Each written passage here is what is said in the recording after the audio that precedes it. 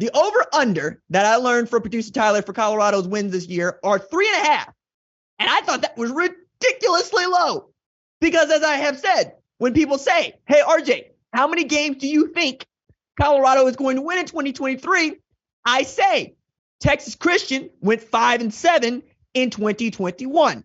Texas Christian finished as the national championship runner-up in 2022. So what are we actually talking about here? You know what I'm saying? Like, if Texas Christian can fly, why can't Ralphie fly?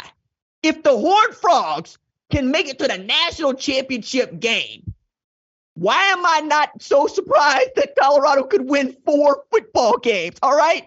And it's not just because I believe in Coach Prime, though I have every reason to believe in Coach Prime. 27-6 in his first 2.5 years as the head coach. He won 2 conference championships. He also played in the Black College Football National Championship game twice in a row. And oh, by the way, he got duped at the skill positions. Deion Sanders, I'm going to keep saying it. He is one of 3 players last year who threw for 3,500 yards or more, 40 TDs, and fewer than 6 interceptions. The other 2 players, C.J. Stroud at Ohio State. Oh, by the way, number 2 overall pick in this last year's NFL draft. The other one, Caleb Williams at USC, the reigning Heisman Trophy winner. And yet y'all want to doubt Deion Sanders, who, by the way, is about his business. This is a man who has tunnel vision about playing football. It is kind of eerie to see because there has been no quarterback that I have seen in recent memory who has been so straight-nosed about wanting to win football games as this man has, with everybody wanting his attention. Real low-key, a real old soul, and I think the perfect dude to lead Colorado to places Colorado ain't been basically since the mid-90s when Cordell Stewart was quarterback there. All right. Other part about that is Travis Hunter's going to be going both ways. All right. Travis Hunter, you'll remember, number 1 player in the 2022 class. All right. And also went both ways to Jackson State and had one of the best catches anybody had in 2022 from Deion Sanders. And then on defense, he's going to be joined by the number 1 cornerback in the 2023 class in Cormani McClain. So that's your 2 bookends. And then Charles Kelly is calling you defense. Charles Kelly, defensive back coach to Alabama, knows a thing or two about not just defense, but winning national championships, which is the ultimate goal of one Colorado. And oh yeah, on the offensive side of the ball, they got Sean Lewis. I keep saying Sean Elliott like he's Dallas Maverick. Sean Lewis be leading their offense. I think I'm getting it confused because, well, offense, but you get what I'm saying here. Sean Lewis is going to have them ready to roll, and I think it's apt to say what he's been saying. That offense is going to go fast. It's going to be like riding a bicycle down a volcano. You don't have time to stop. You just got to keep pedaling, and you got to keep up. He said we're going to make them elite problem solvers, which I really love because that means that you're not running a route, you're running a concept. That means you're running to open grass. That means you're on the same wavelength as the quarterback. The quarterback knows you're not going to sit down here. He knows you're going to run through it. That is the stuff that makes offenses sing. That is the stuff that has you putting up 40 points a game. And they've gotten better on the offensive and defensive line. Like I've been privy to some of the conversations that have been going on around Colorado and what his trenches are going to look like, and they feel real good about it. They like who they have brought in. They like who they have from a depth standpoint, and you're going to see a lot of moving and shaking in preseason camp, but that's not going to be any different than anybody else's preseason camp. And they're going to be ready to roll come September 2nd when they go to Texas Christian to play their first game of the season, which is where we pick up this 3.5 win total. So I'm looking at schedule right quick, right? And I already got Texas Christian over here as a game that they can win. Why is it a game they can win? Because everybody was capable of beating Texas Christian last year, just not everybody did it, okay?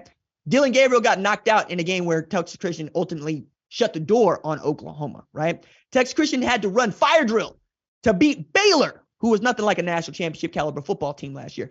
Texas Christian also took an L to the reigning Big 12 champs, I might add, in Kansas State. They happened to get into the college football playoff where many thought Michigan was going to pound them into the ground, and they put up 51 on Michigan to get into the national championship game. It's a great football team. It's a great football team because not even the best quarterback was the guy starting, and Max Duggan was a Heisman finalist, okay? Chandler Morris is there. They get changed offensive coordinator, though, and that's an opening. Because Kendall Browse is going to be basically on the same footing as Sean Lewis. And then you're talking about 2 outstanding defensive coordinators, and Joe Gillespie, who you know I think the world of, and Charles Kelly, who's one of the best recruiters in college football today. So that's a game I think they can win. Another game that I think they can win is the next one on the schedule. Nebraska at home. Nebraska is right where Colorado is. New head coach, new program, rebuilding. You're going to be in your week 2 of the Matt Rule experience like he's going to be in the week 2 Coach Prime experience. And you got that game at home. And for the first time in perhaps 2 decades, Colorado's going to have a real home field advantage because that's going to be the first home game that Coach Prime gets to roam the sidelines for, and it's already sold out. They are setting records, not just for the attendance at Folsom, but for the merchandise that is being sold at Colorado. They are making money hand over fist over there, and they haven't even played a football game. You don't think they're going to be raucous and rowdy when Nebraska comes to town? I guarantee you they will, and it's a game that they can win. Next one on the schedule, Colorado State. They get them at home.